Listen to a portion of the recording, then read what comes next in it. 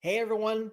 Listen, we're live. Thank you for joining me. If you're catching this on replay, thank you. Thank you. Greatly appreciated. Today, we're going to talk about how freight brokers make money. We're going to do a step by step analysis from step one, all being, contacting shippers, right? To the final step of getting paid by your shippers. But there's a lot of steps in between. Matter of fact, I took notes and I did an outline here. You see all those steps? I'm going to go over all of that with you today. Again, today we're going to talk about how freight brokers make money. We're going to do step by step walkthrough of the entire process for you. I've had this question from a lot of people in the audience over the last, several months in particular. And so I decided to make that the topic for today. I think it's valuable for you guys to understand the flow and the step-by-step process. So welcome everybody here. Thank you for joining me. As we get going here, do me a huge favor. Type in the chat box the city and state that you're logging in from, wherever you're watching this, whether it be on YouTube or Facebook or in a group or on a Facebook page, wherever you're at. I don't care where you're at, where you're watching this, or if you're on replay, whether this is replay or live. We've got a lot of people live as well. Type in the chat box the city and state where you're logging in from. I'm going to try to give you guys some shout outs before we get started. And again, I really appreciate you being here.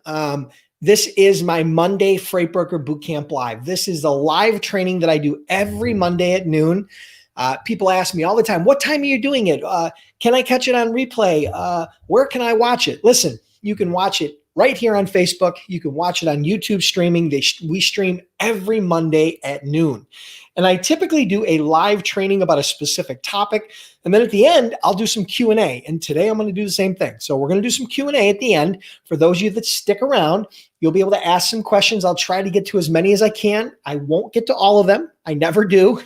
But I will try to get to as many questions as I can, the time allows me to today. So, hey, I'm excited. We've got a lot of people live. That's awesome. Greatly appreciate you being here. And again, today, just as for those that are joining me live here, today we are going to talk about how freight brokers make money. And we are going to do a step-by-step walkthrough of the exact process, starting with contacting your shippers all the way through to getting paid by your shippers as a broker. But you can see there's a lot of steps in between. I'm going to go over all of that today. I'm going to walk you through that process. I think it's really important for you guys to understand the process of how everything flows, because there's a lot of confusion around that. And I'm excited that you're here. Greatly appreciate it. Let me give some shout outs to the audience. Greatly appreciate everybody being here live. Welcome Paul from Frisco, Texas. Welcome Shauna from Fort Lauderdale. Welcome Toby from Irmo, South Carolina. Welcome Alejandro. Welcome Herbert from Stockton, California. Welcome Francisco from Minnesota. Welcome Atari from Martin, Tennessee. Welcome Willie from Fresno, California. Welcome Monique from North Carolina. Welcome Larry Little. Welcome Taylor from Salem, Oregon. Welcome Mega from Chicago, Illinois. Welcome Jose from Elizabeth, New Jersey. Tim Butterworth, welcome. Victor, welcome from Odessa, Missouri. Welcome Carol. Welcome Project Nirvana from New York City. Welcome Perry from Columbia, South Carolina. Welcome Cynthia from Maryland. Welcome Preet from Queens, New York. Welcome JD from California. Terry from Jacksonville, Florida. Man, we got people from all over the country. A lot of times we have people logging in from other continents. It's crazy, other countries and continents. So it's kind of nuts. Welcome Keisha from New Windsor, New York. Larry from Plano, Texas. Thanks for clarifying, Larry. Welcome Deborah from Vermont. Welcome Chaka Crawford from Brown Deer, Wisconsin. I love Brown Deer. I have no idea where it is, but I love deer hunting, so that kind of resonates with me. Welcome Glenn from Springfield, Missouri. Welcome Gunn from Madisonville, Kentucky. Welcome Pioneer from Albuquerque, New Mexico. Ronaldo from Allentown, PA. Patrick from Augusta, Georgia. Javinder from Brampton, Ontario. There we got a Canadian person here in the group. That's awesome. Thanks for joining me, Javinder. I know he's a student of Freight Broker Bootcamp. Welcome Alejandro. Welcome Marek from Poland. Here we go. We got another continent in here, which is awesome. Welcome Brahim from Philly. Welcome Moises from Schiller Park, Illinois. Amanda from Higdon, Alabama. All right, listen, there's way too many of you. I thank you. Thank you for joining me live. Greatly appreciate you being a part of the community, whether you're watching this on Facebook or YouTube, wherever you're watching this. I appreciate you being here. But I want to give a special shout out today, because, I understand, what it's like to want to be an entrepreneur. I understand what it's like to have fears about starting a business. So today I want to give a special shout out to all of my students, whether they be past or current, people that have enrolled in my Freight Broker Bootcamp online course years ago and are still pursuing their dreams, and people that have just enrolled today. So, there's probably a bunch of those students. If you're a student of Freight Broker Bootcamp, big shout out to you. Type in the chat box, #enrolled, #enrolled. That'll let us know that you're a student already of Freight Broker Bootcamp. And I want to give a big shout out to you guys. So type in the chat box, #enrolled, ENROLLED. Would love to give you guys a big shout out really quick, and then we're going to get the ball rolling. Oh, here we go. Crazy. Okay. So we've got Misha Ortiz enrolled. I know Misha really well. She's always a part of these lives and is pursuing her dream.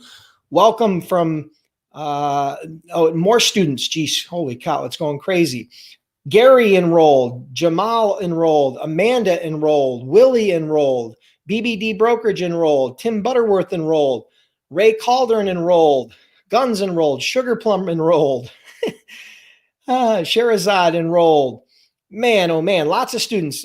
Again, Gary, Larry, Nelson, Teresa Green, Pamela Martin.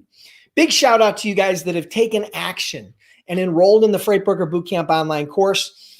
Before we get started, just really quick, just to let you know, besides doing over $200 million as a freight broker myself over the last 17 years of my career, I have also developed an online training program called Freight Broker Bootcamp. It's the most cost-effective, most comprehensive online freight broker training program available. You can check it out at freightbrokerbootcamp.com. We have multiple different ways you can enroll, and we do offer a 60-day, 100% money-back guarantee. So without further ado, let's dive into the training.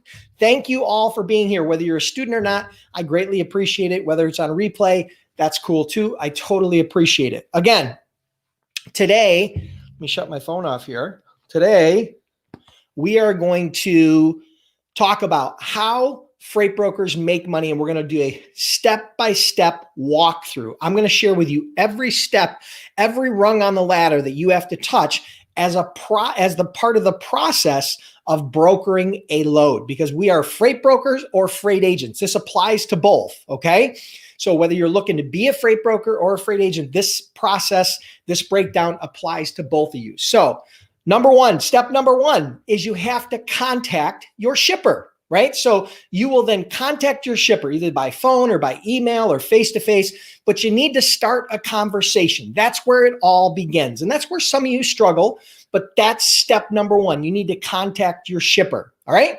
Or your shipping prospect, right? Who's your prospect, potential prospect. In most cases, you don't know who they are, but that's step number one, all right? Step number two is you as a broker need to provide that shipper a freight quote. At some point, you're going to have to quote a load. You're going to have to quote some freight.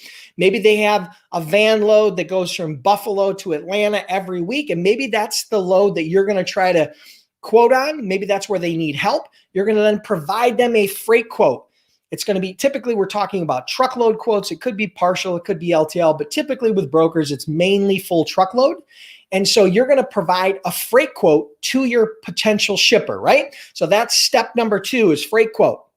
Step number three is assuming that the shipper accepts your quote, okay, and that they approve you as a vendor, they are then going to tender you a load. Now, what a tender means is it's an offer to take this load. So if you submit rates to a shipper like we did in step two, if a shipper then tenders you a load, it means they're sending you an offer for a load. You will then need to accept that offer.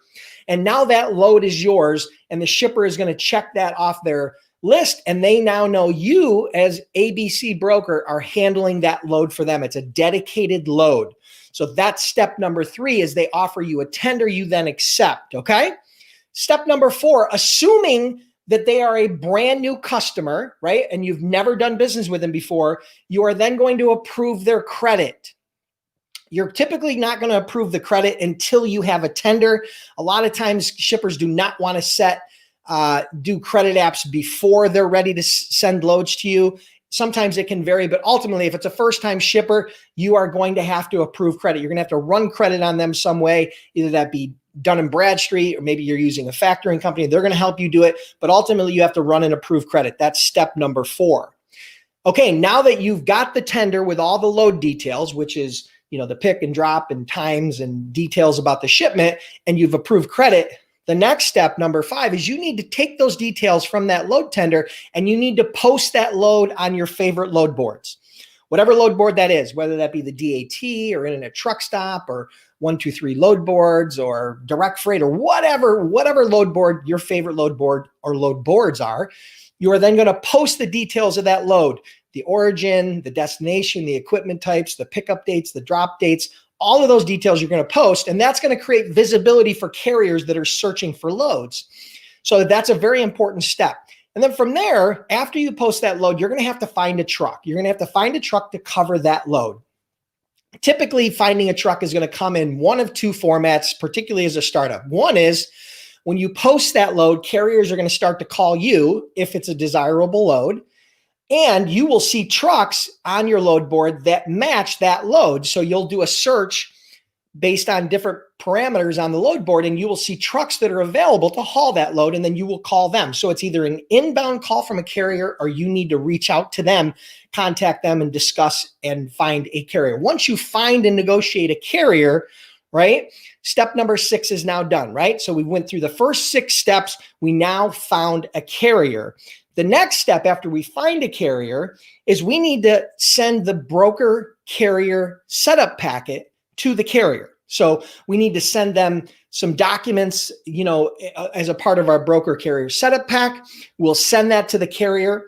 And then the next step is the carrier will then send back send a signed copy of the broker carrier agreement, as well as proof of insurance, right? So those are the 2 main things that a carrier is going to have to send you back, is a signed broker carrier agreement, this is step number 8. We did step number 7, which was sending them the broker carrier packet. Step number 8 is the carrier then sends that signed broker carrier agreement back with proof of insurance, okay?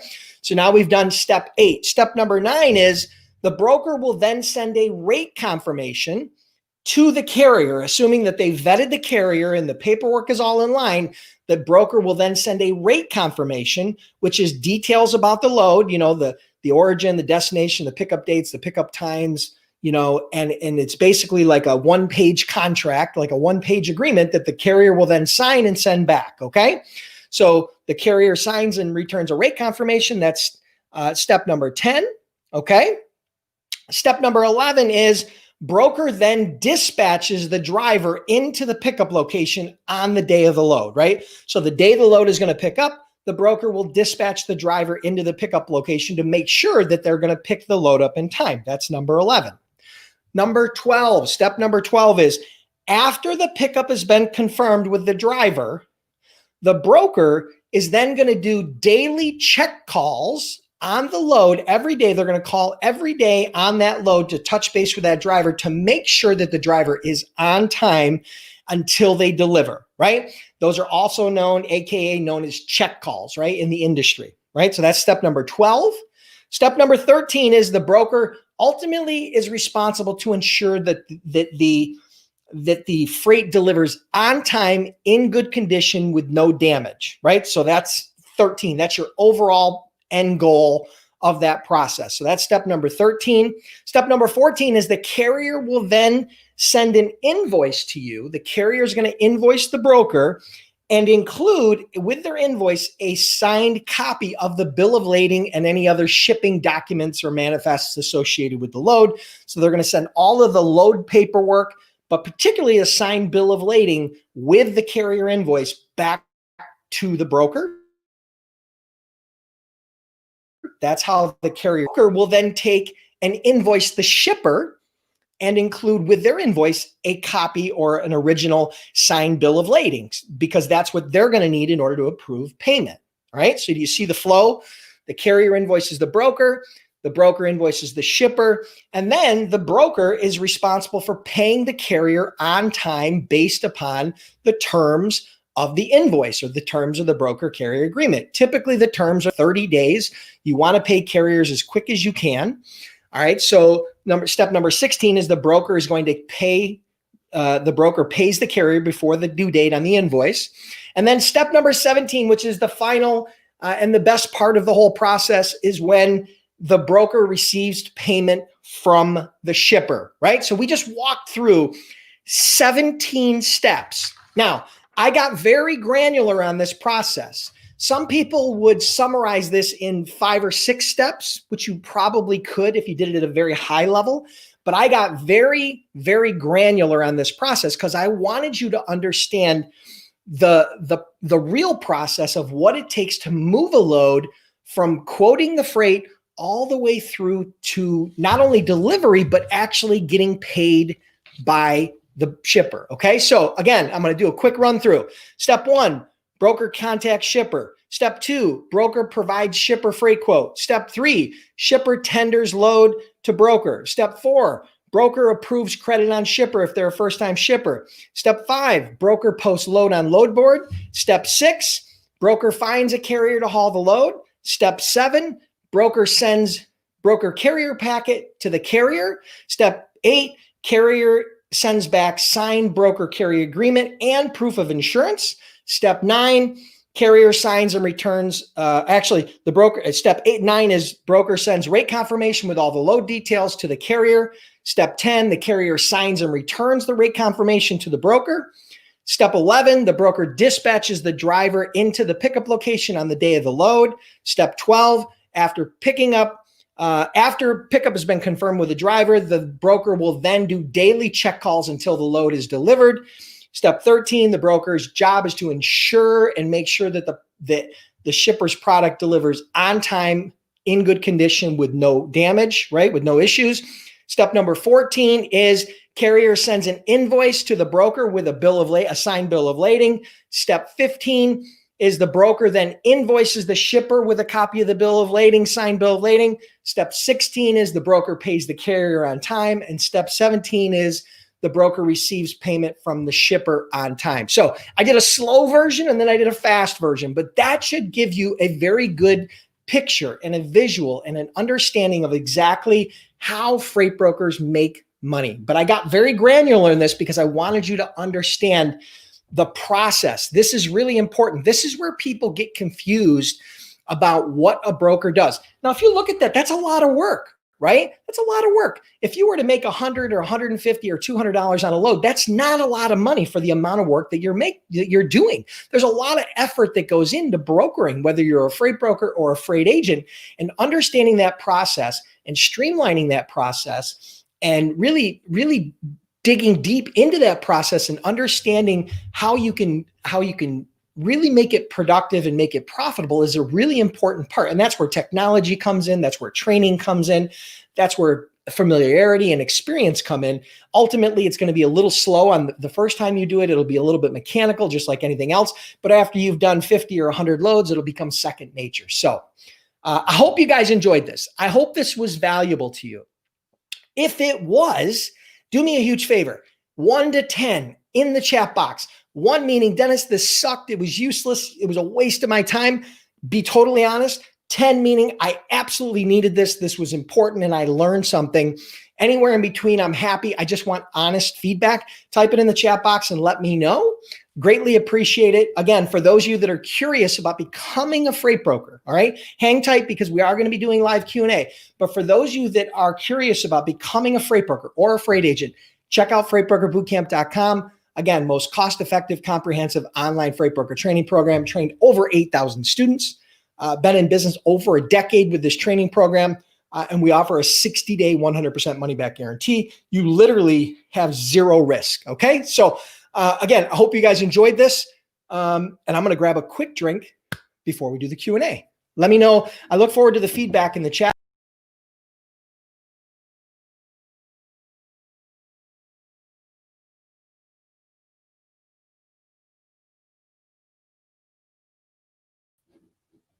I think I lost you for a second there. I apologize. I look forward to the feedback in the chat box here of 1 to 10. Greatly appreciate that. And I'm going to grab a quick drink and we'll go from there.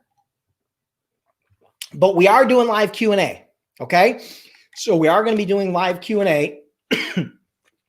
Grab a drink, jot down your questions. Do not type the questions in yet because I'm not ready and I don't want to lose you because we have a lot of different comments in there. All right. So this is awesome, dude. We have I think we have almost 150 people live in the stream, which is great. Totally appreciate that. Glad you guys are finding value with these live trainings. So happy that students are tapping into these trainings and so happy that I'm help other people that are just early in their journey that haven't really got trained yet or maybe aren't ready to pull the trigger. But again, I'm a resource. This is a resource for any of you to start moving forward with your journey. Okay. I hope you guys, realize how much I enjoy this, how important a part of the week it is for me. And how much I truly, just so you guys know, I'm not special. If I can do it, you can do it. I promise you. I'm not a rocket scientist. I'm rarely, if ever, the smartest guy in the room. But if once I learned the step-by-step process, brokering just wasn't that hard. So I hope you guys feel the same. All right, so we've gotten some great feedback from people. I love it. 7, 10. And listen, honest feedback is great. I totally don't mind.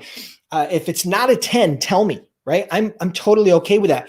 But I thought that this process would really help to solidify and clarify exactly the flow of how a load goes from A to Z. And that's the process I just broke down for you. It's very granular process, right? It's a very step by step process. And I hope you guys enjoyed it. I hope it was helpful. So, all right, cool.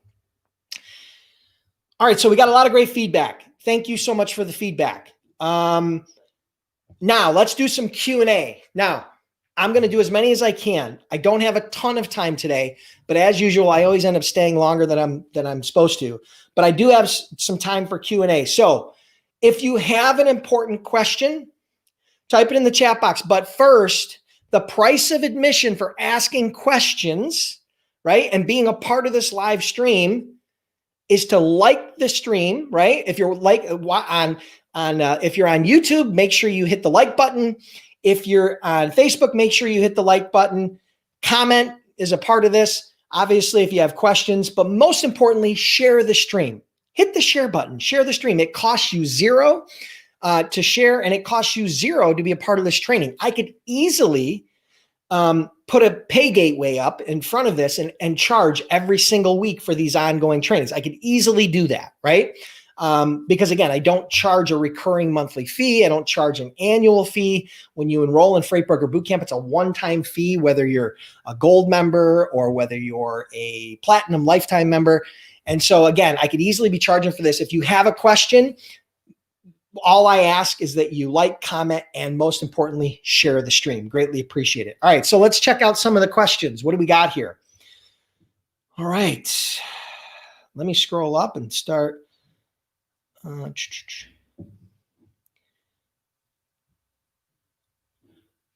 do you?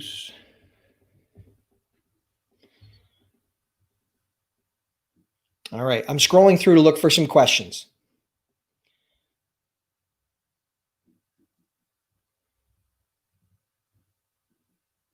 All right, so here's a question from Cindy. Can you tell us when we use factoring to where they would fit in the process? Okay, great. All right, so Cindy, as a part of this process, by the way, Cindy won one of my last giveaways where I gave away one of the Freightpreneur shirts. And she actually sent me a video thanking me for it, thanking me for Freight Broker Bootcamp.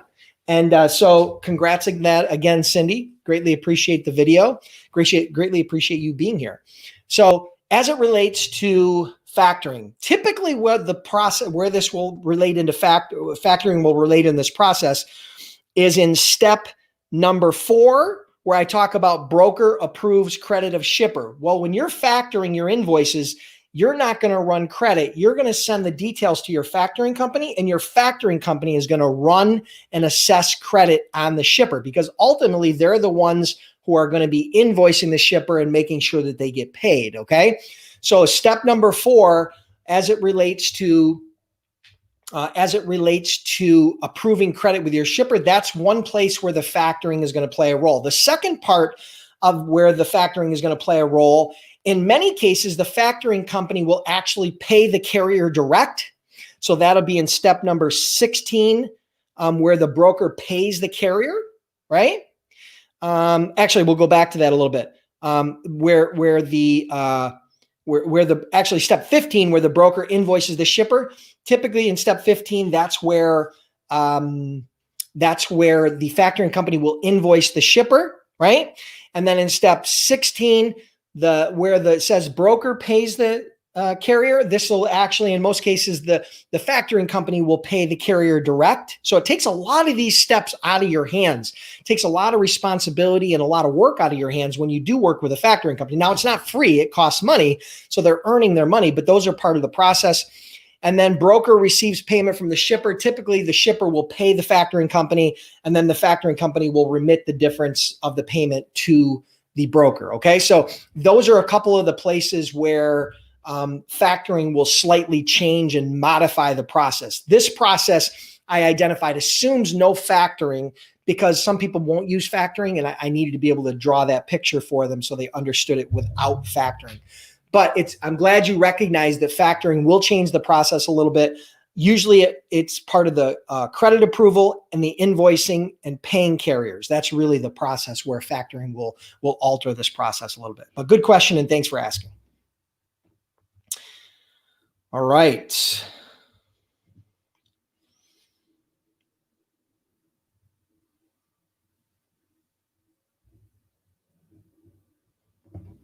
Here's a good question. Is the freight broker field still growing? Absolutely, 100%. Here's the numbers. As gross domestic product grows year after year, decade after decade, consumer spending, commercial spending, people buying goods, and particularly goods around the world, because of population increase, there is more demand on transportation and logistics related services. Okay, that's number 1. Number 2, for at least since I've been a broker, 2003, every year since then, brokers have controlled more freight than they did the prior year. So there's more brokers controlling more freight year after year after year. And one of the reasons for that is because in many cases and in many markets and in many countries, there is a driver shortage, meaning the baby boomer effect is causing more people to retire from driving trucks than are entering the market. So there becomes a shortage of drivers.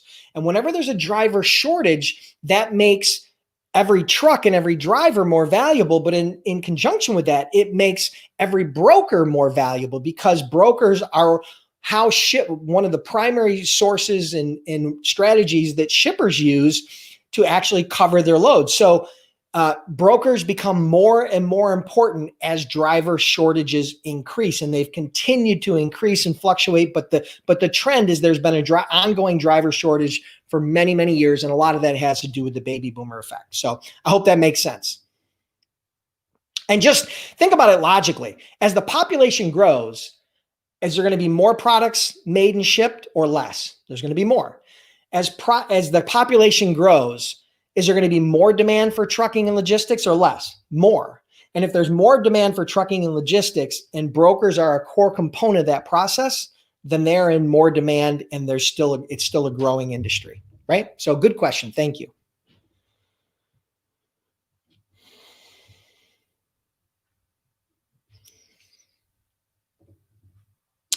So Mega asks, what does a new broker need in order to be accepted by a factoring company, credit score, bond?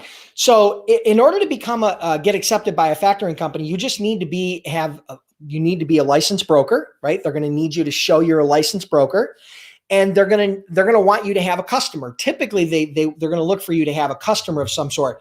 If you don't have a customer, you can probably get set up with some of them. Some factoring companies don't like to do business with brand new brokers. Some factoring companies don't mind. Okay. So you're going to have to shop around a little bit, but ultimately there are plenty of factoring companies that will do business with new brokers. But yeah, all you need to do is show your credentials that you are a broker. They don't care what your credit is typically as a broker because they're not invoicing you. You're not paying them, they're paying you. So they're not extending you credit, right? They're extending credit to the shipper because that's who they're going to run credit on, right? So they're not extending you credit, they're extending credit to the shipper. So that's whose credit they care about. They don't really care about your credit. So I hope that helps, Megan.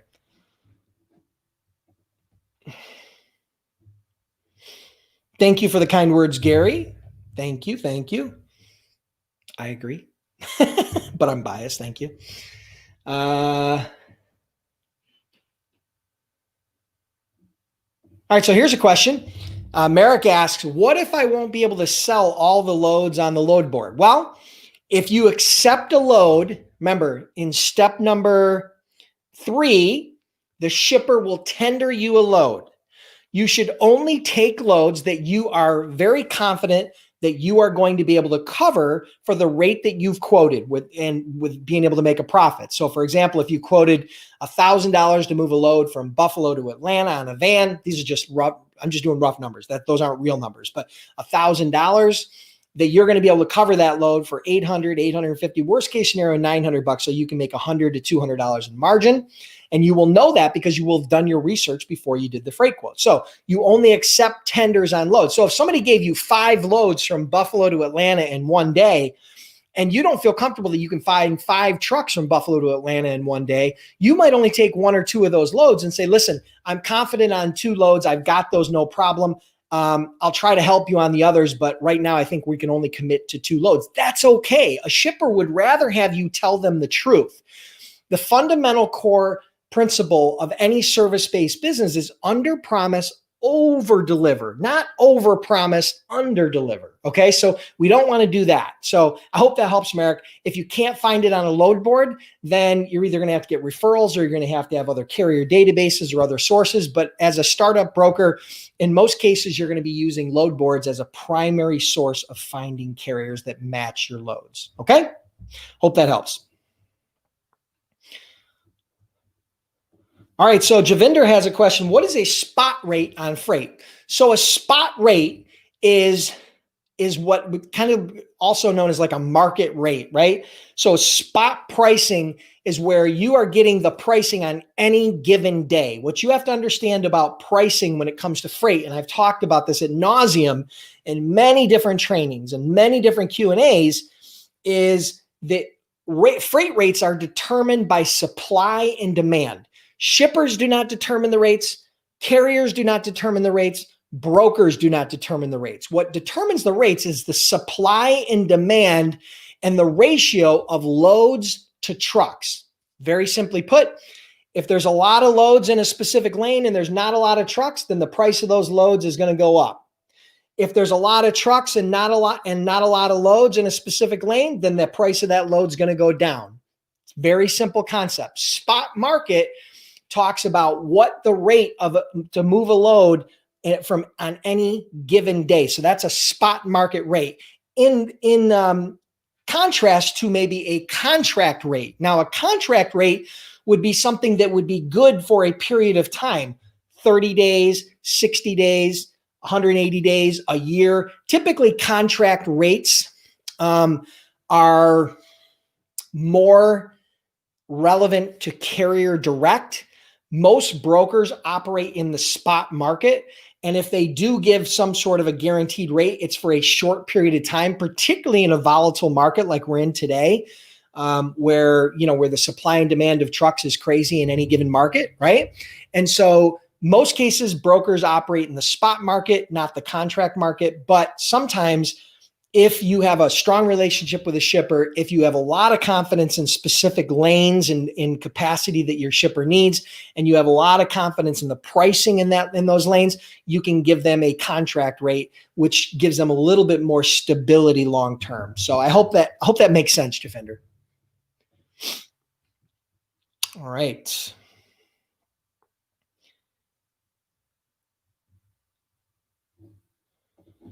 Here's a really good question from Perry. Do you recommend saving 30% of your revenue for taxes at the end of the year? Okay. All right. So this is a great question because here, whether you like it or not, as an entrepreneur, whether you're a freight broker or a freight agent, you have a partner. They're a silent partner, but it's called the IRS. If you're in the United States, that is. So it's the US government, right? They are your partner and you have to pay them taxes. And the taxes, just to clarify, Perry, are not based upon your gross revenue. They're based upon your profit. Okay. So let's run an example. If you did $1 million in revenue as a broker, and on that $1 million in revenue that you invoice shippers, you paid carriers, just for easy math, $800,000, right? Because that was the cost to pay carriers and your operational cost. And at the end of the day, after all expenses, you were only able to make $200,000 in profit, right? You should save a large portion of that $200,000 in profit for the tax man, for the IRS. So if you put aside 30%, that's a pretty good number. I'm not an accountant. I don't play one on TV. I'm not giving you financial or legal advice, but that's kind of a general rule that a lot of entrepreneurs use, is to put aside 30% of the profit that is made, not 30% of the gross. You would never be able to put away 30% of the gross because you don't even make 30%, right? As a broker in that scenario, you only made 20% profit. So $1 million in billing to the shipper and revenue, $800,000 to the carrier, $200,000 in profit. You would then set aside approximately 30% of that profit. But I would advise you to talk to an accountant about the specific numbers. It depends upon your tax bracket. I unfortunately have to pay a lot more taxes than 30%, but it is what it is. So I hope that answers your question. But good question, Perry. Thank you. That's a great question.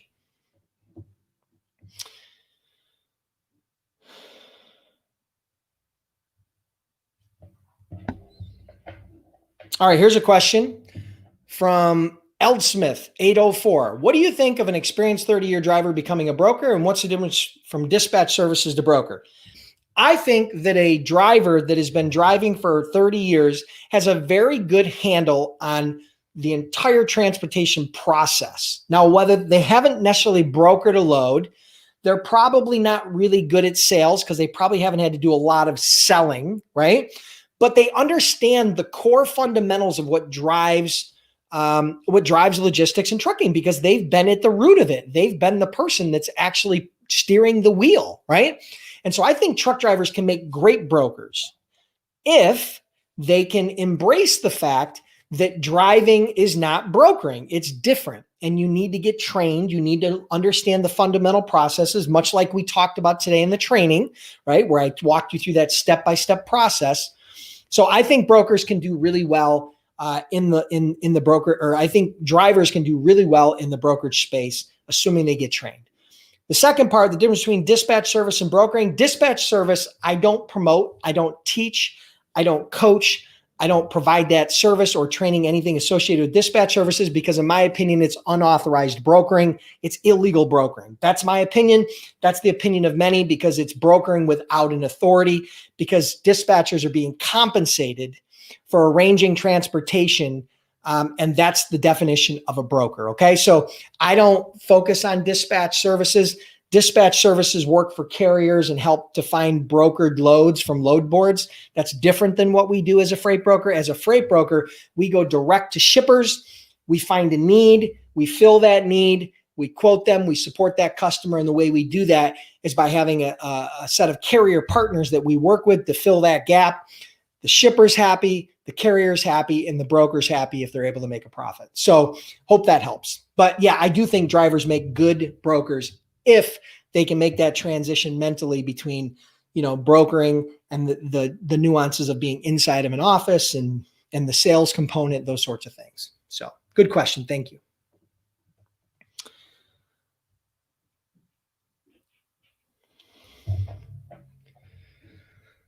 All right, so here's a question from Danelle96. As an agent, how do I take a day off without losing customers?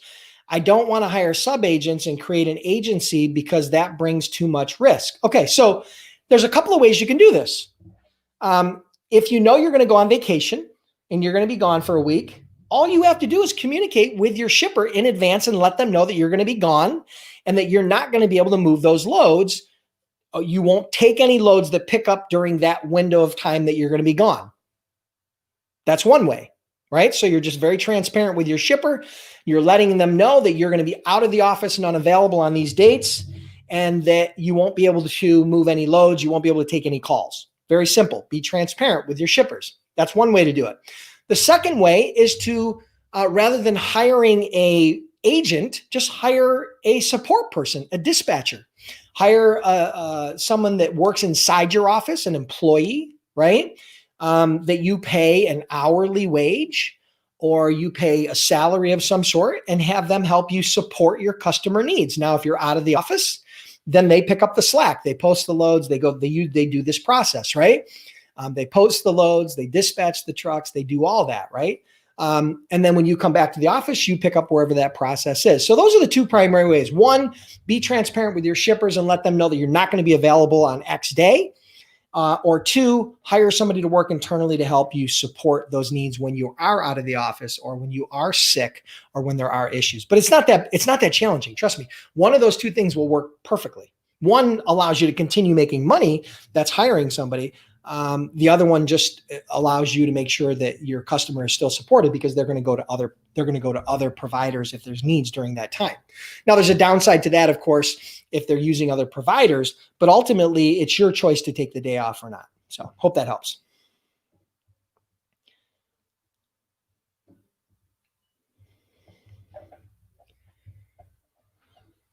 All right.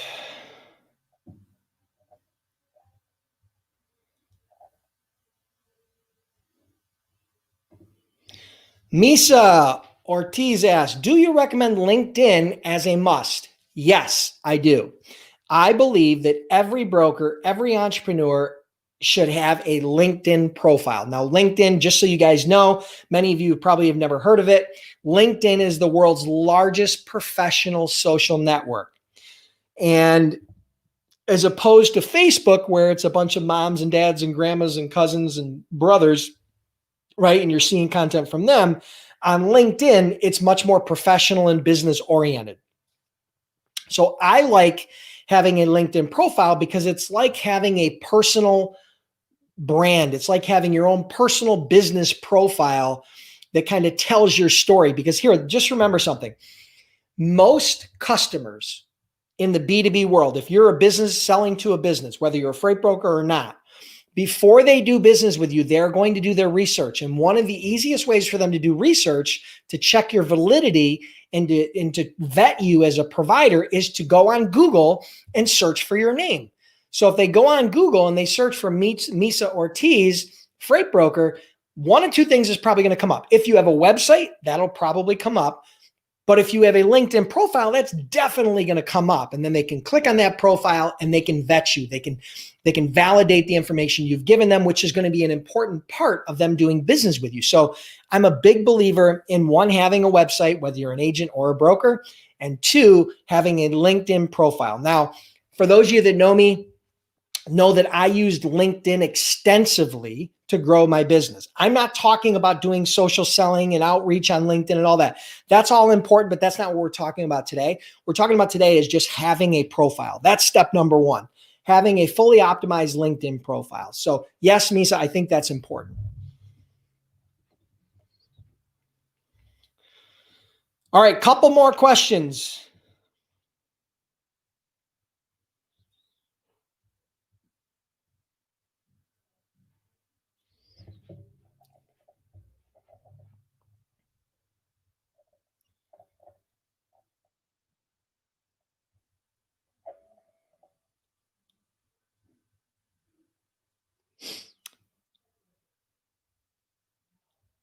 All right, I'm scrolling.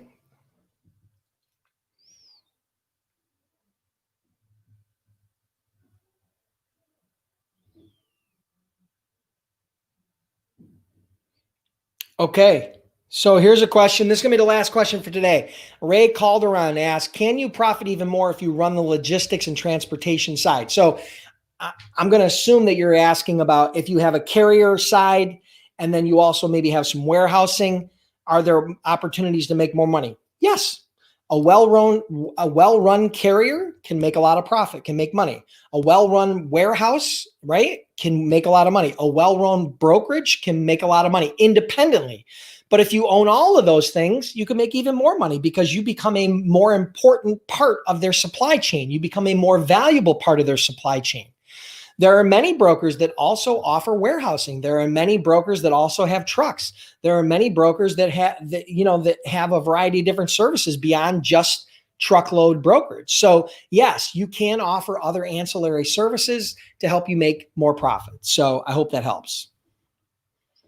All right, guys. So listen, we're going to wrap it up for today. I will try to come back in here in the next week and answer your questions in the chat box. It won't be live, obviously, but I'll try to do it in the chat box. I really appreciate you guys being here.